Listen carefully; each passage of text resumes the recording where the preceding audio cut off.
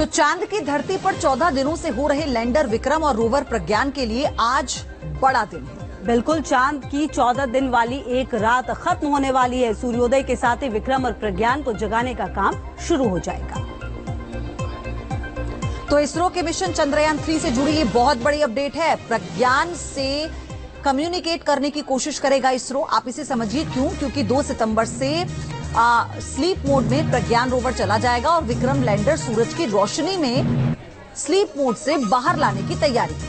तो ये बड़ी जानकारी आपको दे रहे हैं और देखिए ये चंद्रयान 3 से जुड़ी बड़ी जानकारी है। प्रज्ञान से कम्युनिकेट करने की कोशिश होगी आज इसरो की तरफ से 2 सितंबर से, क्योंकि स्लीप मोड में प्रज्ञान रोवर और विक्रम लैंडर सूरज की रोशनी में स्लीप मोड से बाहर लाने की आज तैयारी होगी। तो आज का दिन बेहद महत्वपूर्ण कहा जा सकता है। अगले कुछ घंटे बहुत महत्वपूर्ण होने वाले हैं।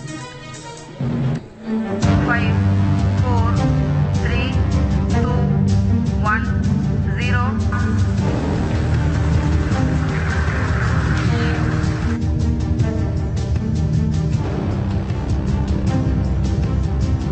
जी हाँ, आप अपनी स्क्रीन पे देख सकते हैं कि हम लैंडर मॉड्यूल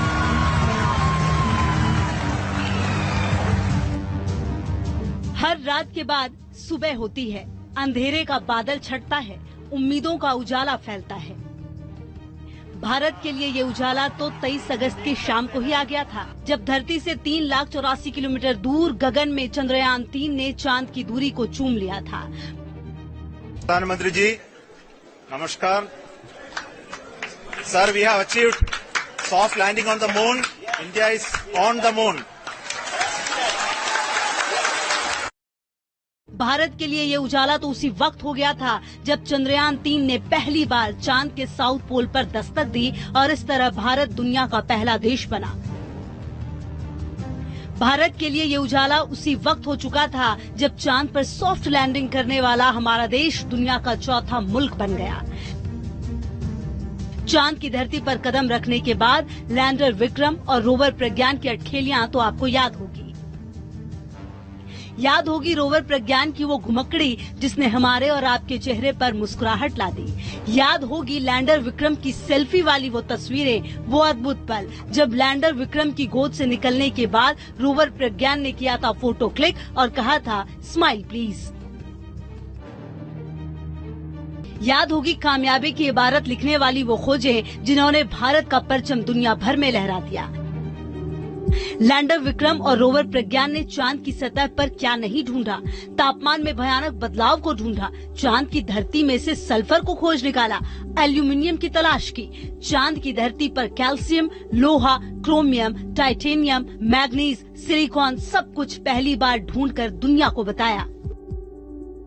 14 जुलाई 2023 को जब श्रीहरिकोटा स्पेस सेंटर से चंद्रयान 3 ने उड़ान भरी, तब दुनिया को शायद ही यकीन था कि भारत चांद के साउथ पोल पर कदम रखने वाला दुनिया का पहला देश बन जाएगा।